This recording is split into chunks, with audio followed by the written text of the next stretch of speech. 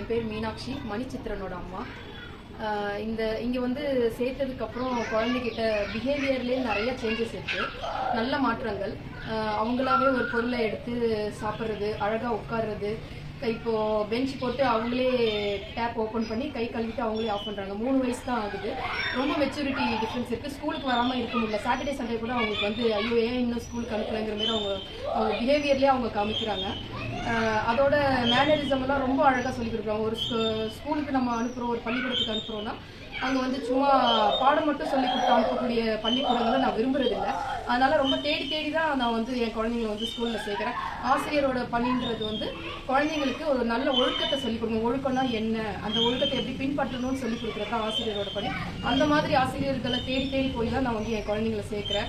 என் குழந்தைங்களுக்கு அது அமைப்பாக கிடைச்சது எனக்கு ரொம்ப சந்தோஷம். என்னோட பெரிய பொண்ணு வேறு ஸ்கூலில் படித்தாலும் பையன் 2 பேருக்குமே வந்து ஒரு நல்ல டீச்சர்ஸ் கிடச்சிருக்காங்க.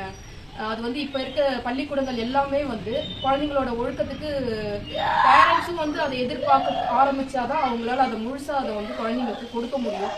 அதனால் இப்போ ஒழுக்கன்றதை வந்து எல்லா பள்ளிக்கூடத்துலையுமே பின்பற்றுறாங்க. இங்கே ரொம்ப அழகாக தெரியுது அந்த மாற்றம். ஒரு 2 வயசு குழந்தைகிட்ட 2லேருந்து 3 வயசுக்குள்ளார அவனுக்கு இவ்வளோ மாற்றம். நாங்கள் இப்போது ப்ரீகேஜி டாட்லர் ப்ரீகேஜியில் இப்போ சேர்த்து ஒரு 4 மாதம் தான் ஆகுது. அதுக்குள்ளே அவ்வளோ சேஞ்சஸ் தெரியுது.